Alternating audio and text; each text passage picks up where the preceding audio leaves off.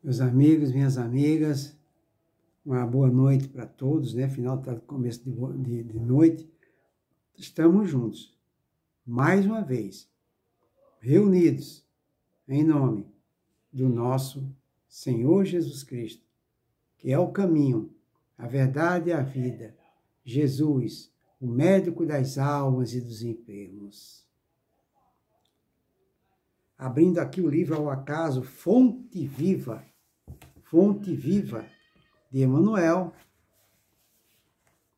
através de Chico, caiu aqui para nós, para a nossa reflexão, no item 154. Então, aquele que tiver o livro, aquela que tiver o livro, Fonte Viva, capítulo 154. Tem uma passagem bíblica que diz assim: porque nenhum de nós vive para si. Paulo de Tarso, está em Romanos.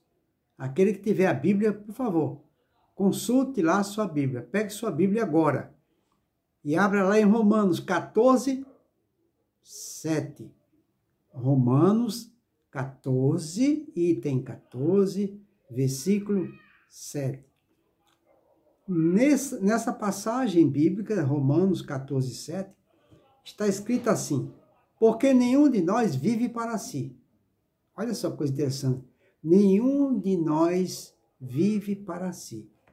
Então, diante dessa passagem bíblica, vamos ver agora qual o ensinamento que Emmanuel vai passar para nós outros, para a nossa reflexão. Então, ele vai nos dar vários exemplos, nos mostrando que nada nesse mundo vive para si. Porque nós vivemos em sociedade e um depende do outro. Ninguém pode cuspir para cima e falar assim: eu não preciso de ninguém. Precisa sim. Porque sem a colaboração do outro, que passou por mais experiências, por mais provas, aprendeu mais, nós necessitamos dele para adquirirmos o nosso aprendizado. Porque aquele que aprendeu mais que a gente já aprendeu com o outro. E é assim que funciona. Mas vamos ver o que Emmanuel nos fala, os exemplos que ele nos dá. Ele começa nos dando exemplo pela própria natureza. Então ele fala: a árvore que plantas produzirá não somente para a tua fome, mas para socorrer as necessidades de muitos. Está vendo? Então a árvore, ela existe ali para que os seus frutos, não é, alimente a todos aqueles que a ela recorrer, como os pássaros e os animais. Sem contar que a árvore, ela traz uma infinidade de benefícios. As águas da chuva ficam acumuladas em cada folha, que vai saciar a sede das aves. O sol, não é, que recai sobre as árvores, embaixo das árvores haverá sombra para aqueles que estão cansados, que ficam ali embaixo da árvore, não é?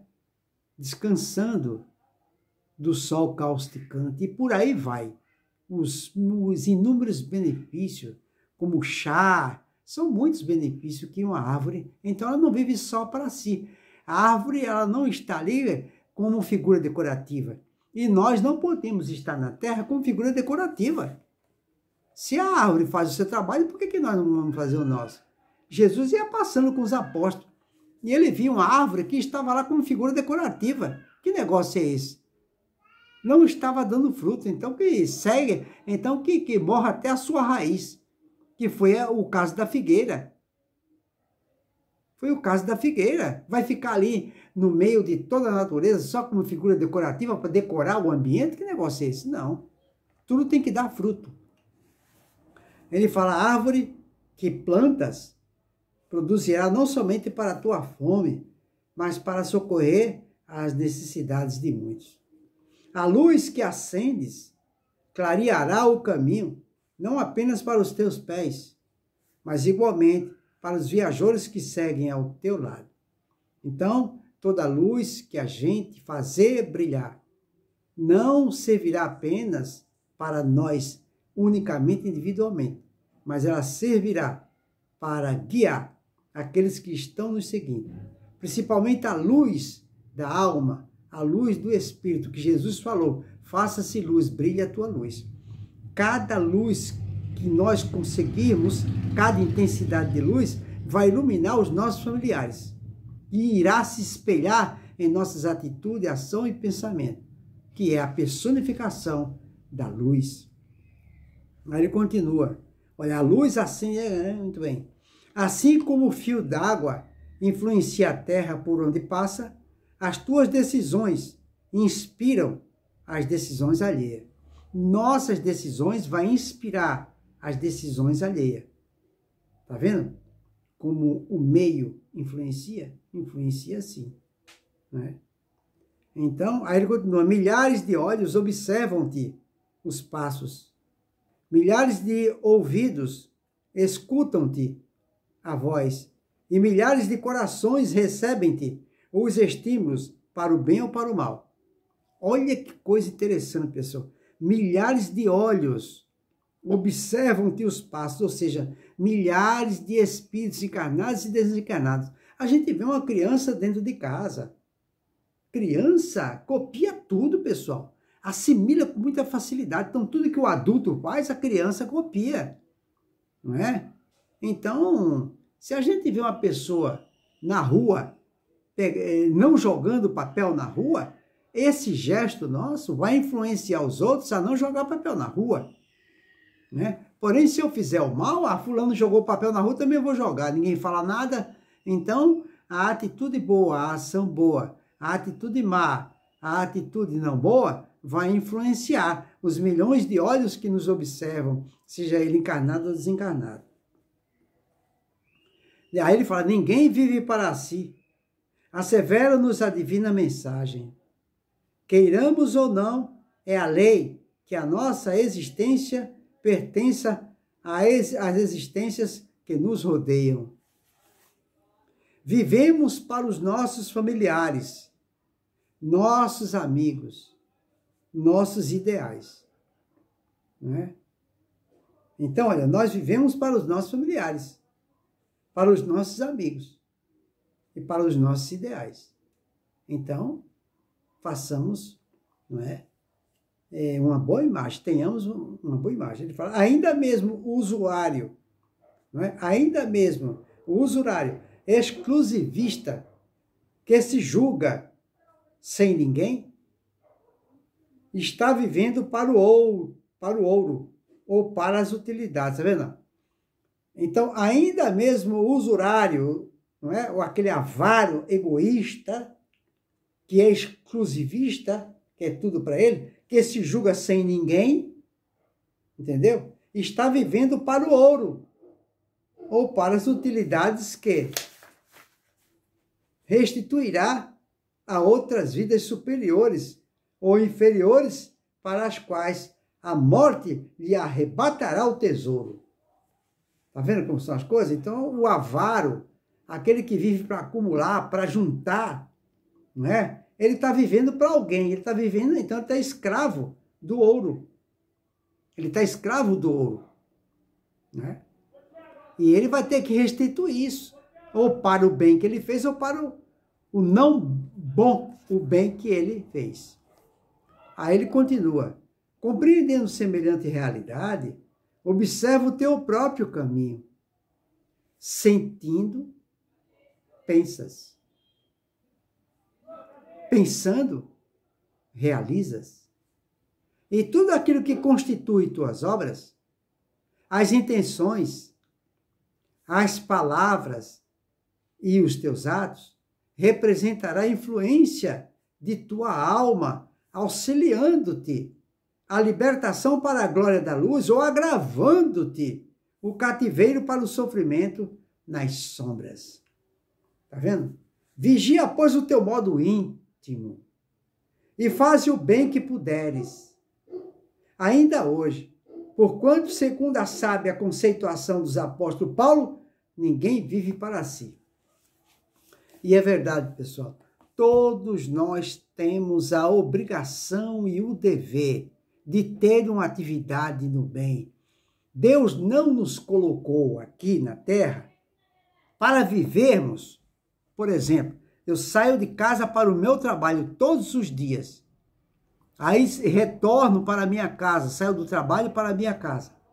Faço isso a vida inteira, todos os dias, toda semana, todos os meses. Entre ano e sai ano, eu vivo essa rotina.